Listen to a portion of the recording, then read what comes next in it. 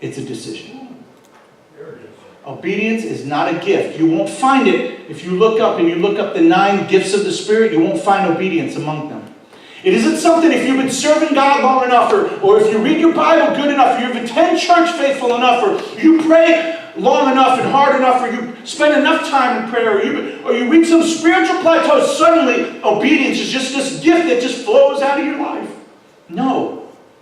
Obedience is a choice. It's a decision that you and I make every day. Amen. Obedience is not something you acquire after becoming spiritual enough or being a Christian long enough. It's a willful decision that involves a conscious effort. We see in Matthew chapter 7 that obedience is what we'll be judged on. In Matthew chapter 7, look it up. Read all of Matthew chapter 7 later, not now. But in Matthew chapter 7, Jesus tells us how we'll one day be brought before Him as judge to give an account for our lives. We talked a little bit about that last week. One day, everyone who was called by His name, who confessed to be a follower of Christ, who confessed to be a believer, who carried His name, carried an accountability to Him. Not, oh, I'm a Christian. Wait, I go to church so I can go to heaven. I said a little prayer, now I can go to heaven. Talked with someone about that today. No. When you take on the name of Christ, you take on an accountability, a responsibility. And we're going to stand before Him as judge, as Jesus said in Matthew chapter 7. Here Jesus makes it plain that we'll be judged not on what we did in this life, but what we were called to do. We're going to be judged on what we did in this life. Not what we did in this life, but what we were called to do. Because you find in that conversation that people who thought everything was good, they stand before Jesus as judge, and they're separated off to the left with those who rejected Jesus. And they say, Lord, didn't we do this in your name and do that in your name? And we did all these wonderful things. And He said, depart from me, you workers of iniquity, you workers of lawlessness. In other words, you who did your own thing. You did not do the will of my Father. Therefore, I never knew you. People called by His name. He makes it very plain that there were people that are called by His name, yet He looks at them and says, I never knew you. Why? Because of a life that lacked obedience. Because of a life that lacked obedience. You see, church, obedience will often cost you personally. It will cost you things that you like or even love. Obedience will often require painful sacrifice. Can you imagine going back to, got something in my eye. Going back to King Saul on the battlefield that day. God made it plain that they were going to conquer the Amalekites. And their instructions from God was that they were to go in and destroy everybody. They were to destroy the king, the people, man, woman, child, boy, girl. Sounds brutal, sounds incomprehensible in the day and time in which we live now.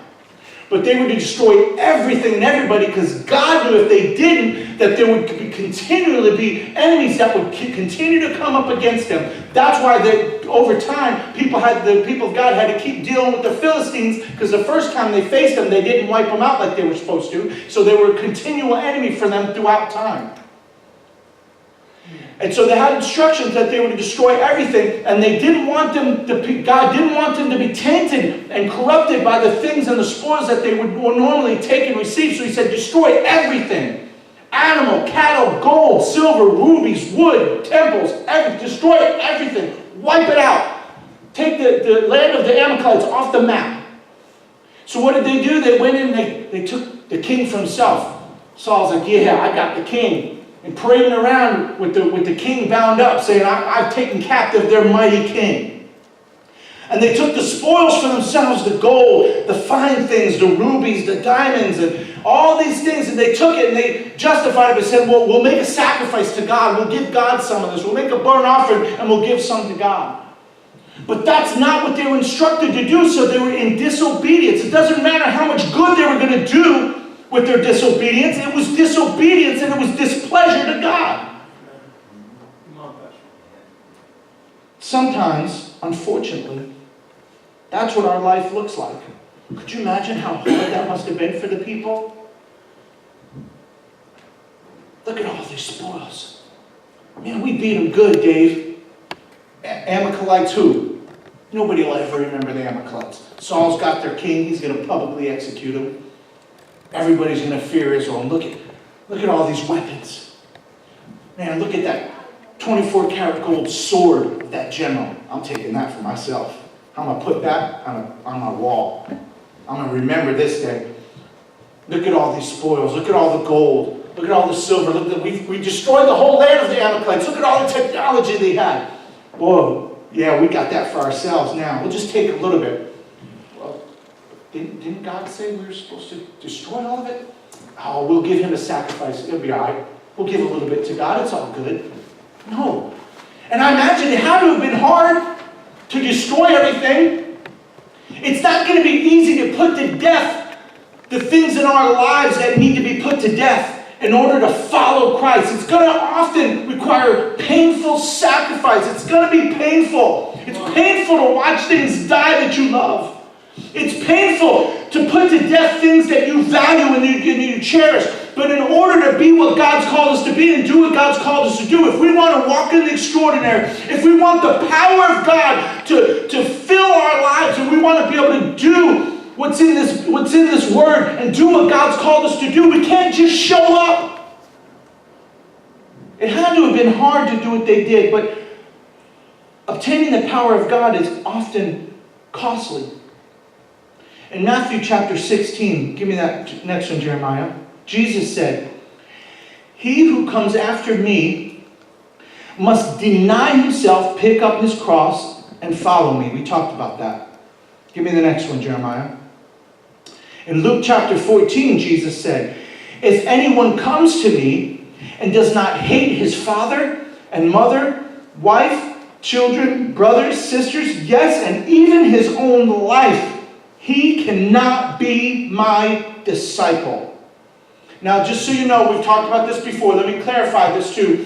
The word hate used there, the New Testament was originally written in Greek, and they didn't use the English word hate.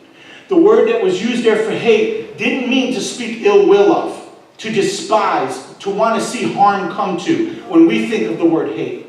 The word hate that was used there was to think less of, to honor less than. So, he who does not honor his mother, brother, father, even his own life less than me cannot be my disciple.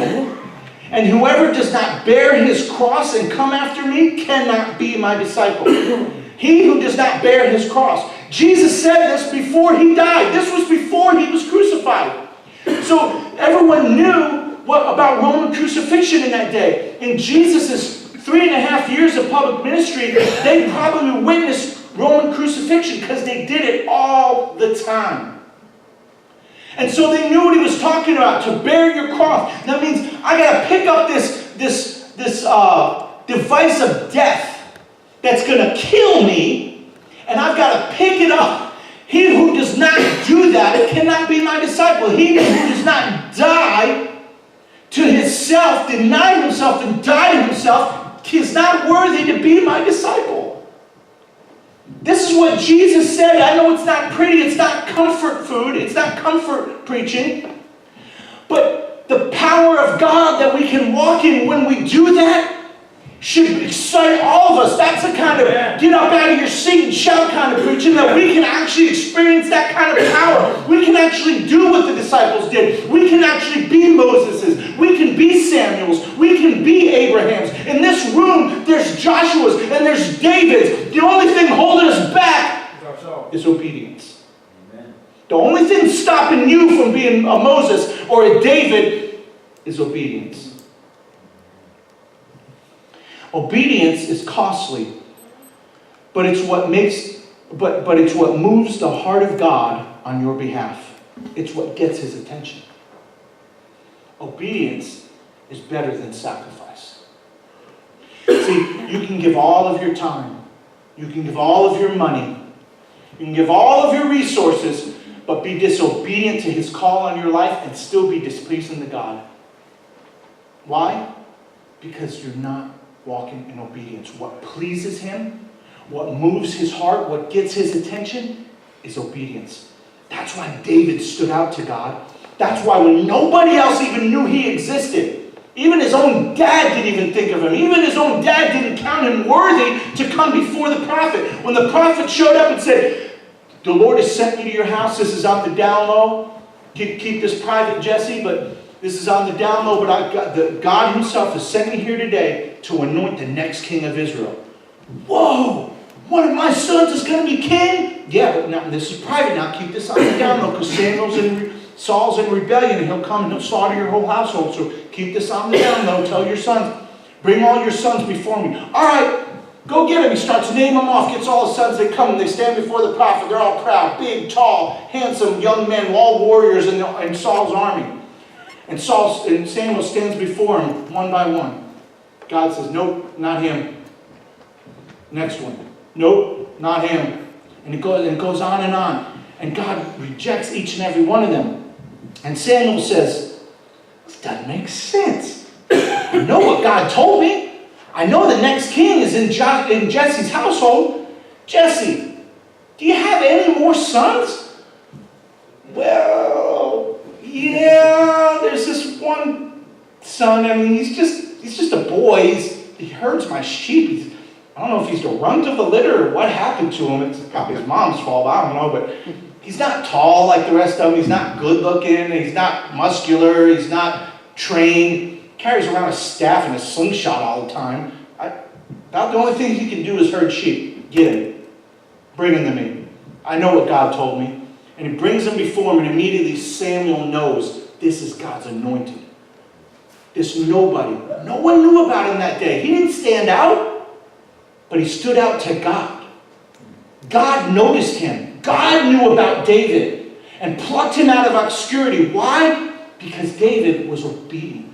David was a worshiper. He loved God. He pursued God. He'd rather spend time singing to God than doing anything else. He'd rather spend time with God than be known like his brothers. He'd rather sit against a willow tree and play his harp and sing and worship God than to go and learn about weaponry and war and be known and be famous and get all that comes with that. He had a heart for God. The Bible says he was a man after God's own heart, and he lived a life of obedience. You look at David's life, it was characterized by obedience. So the only thing stopping any of us in this room right now from being the next David is obedience. How far do you want to go in God? Well, I want all that God has. I want to know what God as much as I can know him. I want to experience all the power of God that I can. Well, how much obedience are you willing to give? How much of a price are you willing to pay to get there?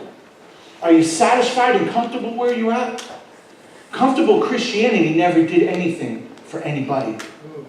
Let yourself get uncomfortable. Start hurting a little bit. Start sacrificing some things.